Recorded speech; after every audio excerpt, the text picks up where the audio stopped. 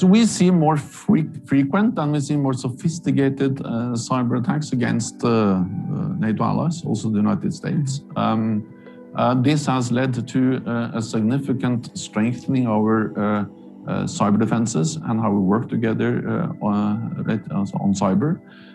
We have actually decided that a cyber attack can trigger Article 5, can trigger our collective defense clause. We have established cyber as an operational domain alongside air, land, sea. We now also have cyber as an operational military domain. We've established a new cyber operation center at our headquarters. And we are sharing best practices. We are conducting big exercises. There's an ongoing exercise now where actually cyber is part of the exercise. So we are doing more and more together to help, to support, to increase awareness.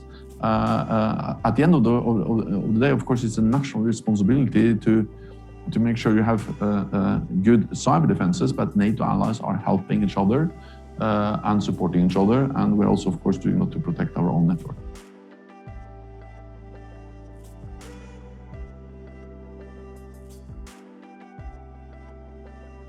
The rise of China matters for all NATO allies, and at our summit in 2019, we actually made a statement, all the heads of state and government, that the rise of China poses some opportunities because there's trade, there are other opportunities related to China. We need to engage with China on issues like arms control or climate change, and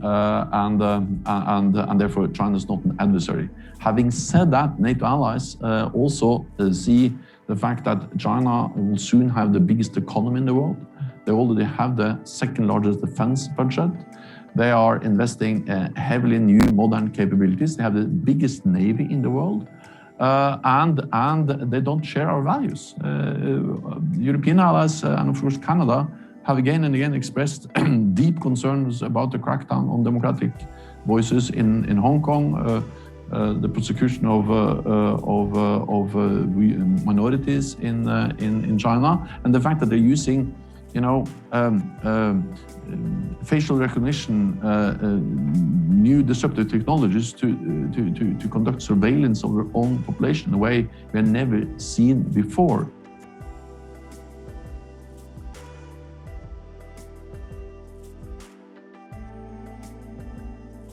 Climate change matters for our security because climate change is a crisis multiplier. With more competition, it will lead to more competition for scarce resources as water, land. It will force 1 million of people to move, more migration. And of course, that affects our security. So therefore, it matters for NATO.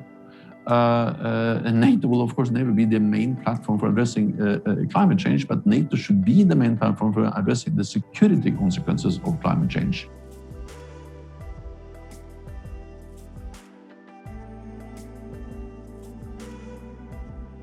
The forced landing of a Ryanair plane flying from one NATO capital, Athens, to another NATO capital, Vilnius,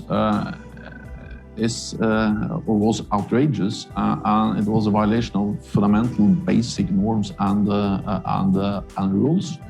And then, of course, it was not only an outrageous attack because it put a lot of passengers in danger, but of course they arrested a journalist, Roman Protasevich, and his companion. So actually it was also an attack on freedom of speech, on independent media.